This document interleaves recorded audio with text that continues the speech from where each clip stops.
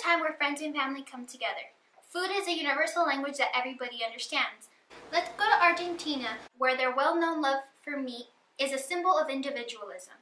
Hi, I'm Zinia Ramirez, and today I'm going to be cooking a traditional Argentinian dish known as an asado, or a parrillada as many may call it. And I will talk about all the different meats you must use in this parrillada, as well as the exquisite sauce they use, which is chimichurri. Chimichurri is an herb-based condiment. So without further ado, let's get started. It's a meat ingredient. This is the rump steak, which is cuadril. This is the filet, which is bife de lomo. This is the chorizo. This is the top loin. This is the spicy cured beef. This is the baby bife, which is 500 grams of steak. This is the ribs, which is the bife de costilla.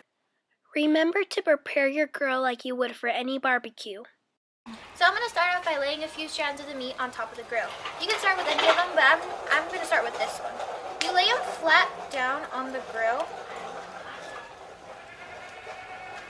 to have them cook. Argentinian bit number 1. Argentinian's secret to the perfect meat is to cook it at a low and even heat. Guess it's not so secret anymore. Argentinian bit number 2. Argentina's food is influenced by Italian and Spanish cuisine due to the immigrants who came from Europe between 1880 and 1890. Argentinian bit number 3. The British brought over their tradition of tea time, and presently, Argentina has a tasty drink based on the herb called yerba mate and is usually taken with hot water.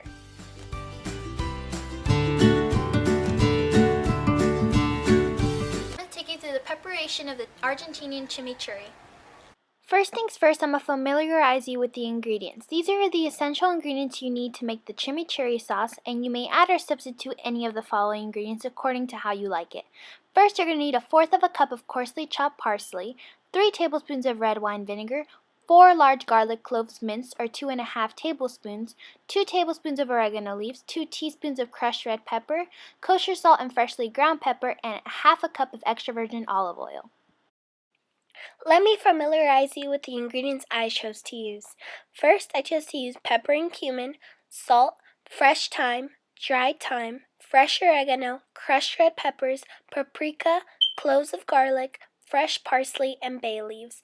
The ingredients I chose to add were all for flavor and texture. I'm going to make you familiar to the ingredients first. This is a mixture of pepper and cumin, some salt, some thyme, some fresh thyme, about 2 tablespoons of fresh oregano, crushed red peppers, paprika for some flavor, 4 large cloves of garlic, some fresh parsley, and bay leaves. The 2 liquid ingredients you will be using are 1/2 cup of extra virgin olive oil and about 3 tablespoons of vinegar. The next thing you're going to do is place these ingredients, this mixture of ingredients inside this molcajete. Then you're going to grab about a pinch of salt to add it to make it easier to crush the mixture. So grab about that much and put it inside. The next thing you're going to do is going to crush it. So you just basically do circular motions and you crush up the 2 ingredients. Just a quick fun fact about the molcajete, which is a spice mortar, is that it is the Mexican version of the mortar which appears in Mexican prehistory in the Tehuacan Valley as early as 6,000 years ago. And now we're going to add some fresh thyme.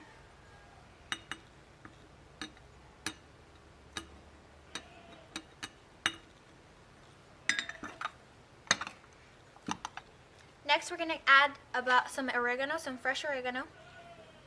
You may add as much as you want.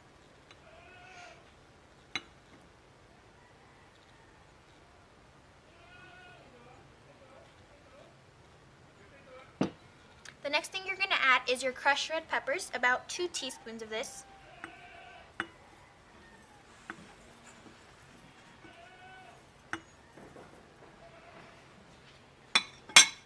Next, add your tablespoon of paprika And for this one I'm going to use a spoon just because this is a finer texture and I don't want any spillage. So 1 tablespoon, so about that much and a little bit more.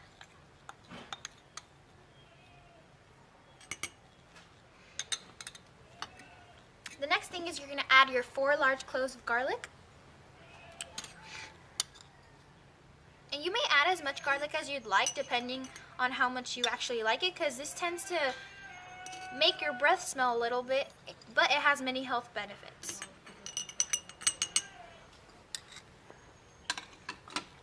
Next comes your 1/4 of a cup of fresh parsley.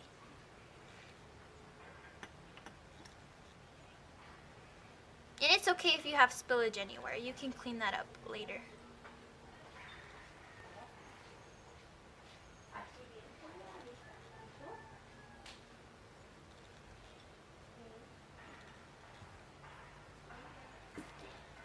Last but not least of the ingredients, of the dry ingredients, is going to be your bay leaves. And this is about a teaspoon of bay leaves. And this is just to add some flavor and texture.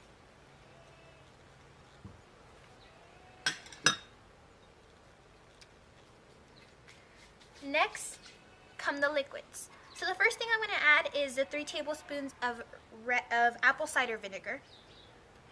And I think I might use a spoon for this.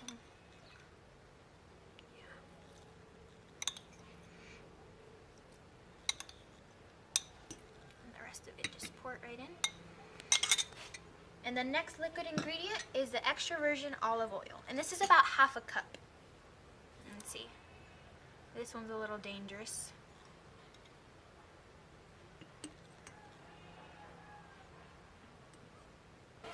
Okay, now that you have all your ingredients mixed together, you might want to add some salt to flavor. So I chose to do about a pinch of salt again. Depending on how much you want, that's how much you would add.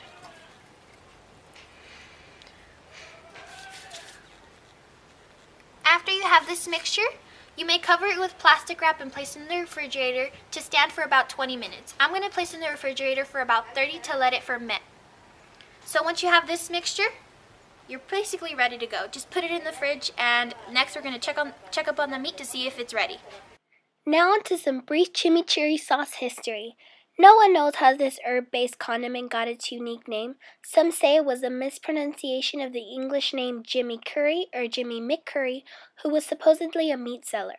There are other skeptics who claim the name comes from the Basque settlers who came to Argentina in the 19th century, and the name derives from the term chimichurri, which may be loosely translated to a mixture of several things in no particular order, and that's exactly what this sauce is. Let's check on that meat. We don't want any mistakes. Pun intended. The meat looks like it's cooking very well, so let's go to some Argentinian facts while the meat gets done cooking.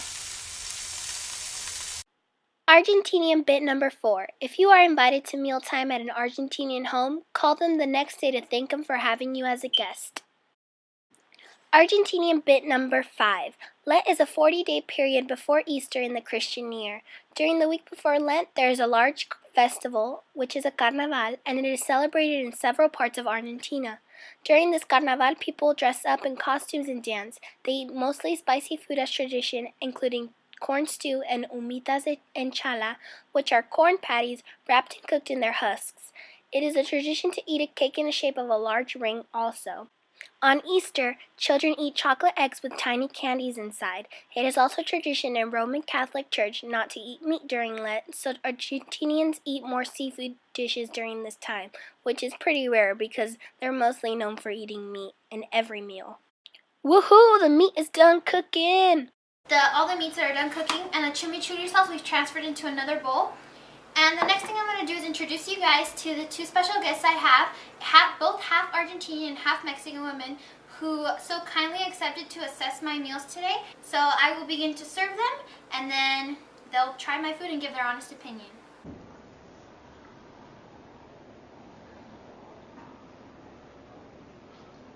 Pueden servirse la salsa y probarla.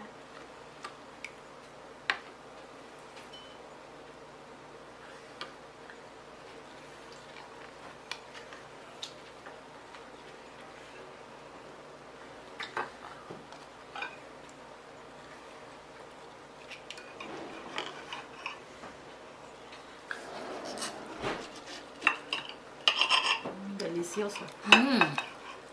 Delicioso. Okay, now that they have tried and assessed my food and they said that basically that it was pretty delicious and I cooked it the traditional way, I'm going to end the show here and I'll see you guys next time when I'm cooking my Salvadorian dish, which is going to be a sopa de pata. I'll see you guys next time. Bye.